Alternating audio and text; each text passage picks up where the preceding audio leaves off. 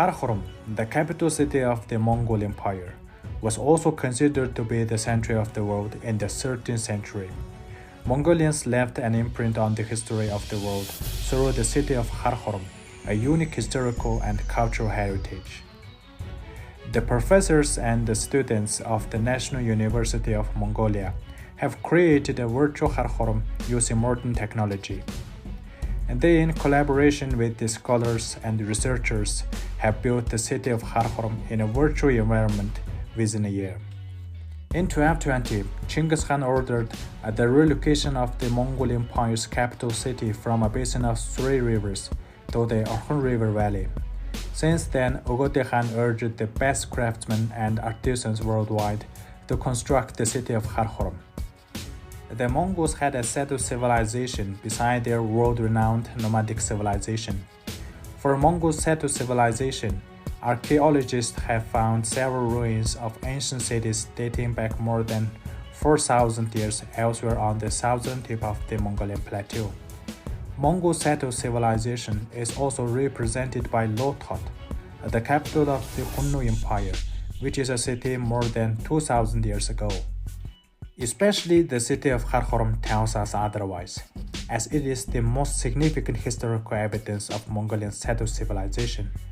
It was a busy city with nobles, scholars from many cultures with different languages gathered in Kharakhorum to their knowledge and skills. At the same time, traders brought goods from all over the world, craftsmen competing with each other for their craftsmanship, and envoys of the Khan traveled to every direction through the stations to manage world affairs. Hence, it is reasonable to call the city of Kharakhorum the capital of the world. And there were markets for livestock and dairy products at the four gates of Kharakhorum, providing thousands of residents with groceries. And the craftsman district is also visible in that area. At this intersection, the city is divided into 4 quarters. You can see the Great Khan's palace in the south and the Mongol Kir district in the northwest. On the other hand, the Saracens quarter is located in the northeast, where various religious buildings, temples, churches, and mosques were located. Here at the crossroad intersection and main streets of Kharakhorum. The Saracens quarter and Katlan's quarter were 3 districts of the city. This trading district's uniqueness was that people of diverse religious backgrounds lived together, ran businesses, and practiced their religions in the 13th century, which is considered incredibly unique and unbelievable in Western Europe and Islamic world from where those diverse religions originated. The fact that there weren't any conflicts between people of diverse religious backgrounds was one of the main results of the Pax Mongolia, or Mongol peace policy inherited from the Great Khans at that time, particularly from Genghis Khan to Ogedei Khan. The Saracens quarter was generally for Islamic community settlement, whereas the Katlan's quarter was inhabited by the Khitans and Jurchens. According to some sources, there were many merchants of wooden handicrafts, particularly in the Katlan's quarter. However, textile items were traded more in the Saracens quarter. The Mongol quarter, one of the main quarters of Kharakhorum city. The Mongol quarter provided the city with mainly dairy and meat products. The city was densely populated at that time, and the Mongol quarters around the Kharakhorum, which were common, provided the city with food and other services. Furthermore, the Mongols did not only inhabit the city of Kharakhorum, but also engaged intensively in the production process. It is pleasant to learn that the latest archaeological findings provided evidence that the Mongols played vital roles in making various ceramics, burning bricks, or doing equipment molds for the city of Kharakhorum construction. This is a Buddhist temple named the Great Chok Temple, the tallest building in Kharakhorum. And the Great Chok Temple was a 5-story structure measuring 38 by 38 square meters, 90 meters high.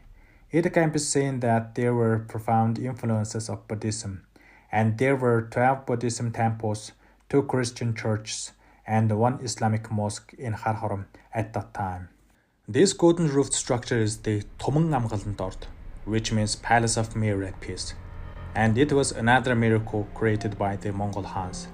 This palace, located within the walls of Kharakhorum city, had double walls and gates on 4 sides. The palace's foundation was built on a 2-meter-high artificial plateau.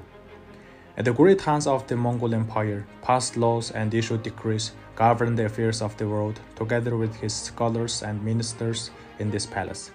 That laws and regulations were abided strictly by the citizens of all areas. There was the Palace of Great Khans at the center of the wall, 2 slightly lower height buildings on both sides of the palace, and an artificial lake with a canopy at the front, where Khans and queens relaxed. And the front of the palace had a high staircase, the main entrance, and the walls and pillars of the palace were beautifully decorated and patterned. The royal palace had a distinctive design that was slightly different from other buildings in Kharakhorum, as it had a Mongolian identity. The Tomung Palace was an extravagant palace with 46 columns, a green tiled floor, many luxurious large rooms, engraved walls and ceilings, and ornaments of animals such as dragons, lions, leopards. The middle throne was occupied by the Great Khan, as his queens took the other thrones. Moreover, an approximately 2 meters high giant silver tree was present, designed by French sculptor William Bonchir under the order of Mongol Khan, which was considered one of the main highlighted magnificent works of art in this palace. On top of the tree was an angel with a trumpet. When the trumpet was blown, various beverages simultaneously dispensed from the 4 golden spots shaped like dragons' heads to serve the Great Khan's guests. Just a few short decades later, the prosperous world capital the Karakorum was weakened by the civil war of the Mongol Empire and the seizure of power by Ogedei Khan. When Ogedei Khan climbed the throne of the Mongol Empire in 1260, as did his younger brother Erik, he relocated his capital to Shand and later to Hambalik, which is today's Beijing. And the Kharakhorum was then reduced to a mere administrative century of a provincial backwater of the Mongol Yuan dynasty in 1271. After the Mongols retreated to the Mongolian plateau in 1368, Kharakhorum became the residence of Bilik Khan Ayushidra in 1370. In 1388, Chinese Ming dynasty troops occupied and razed the Kharakhorum.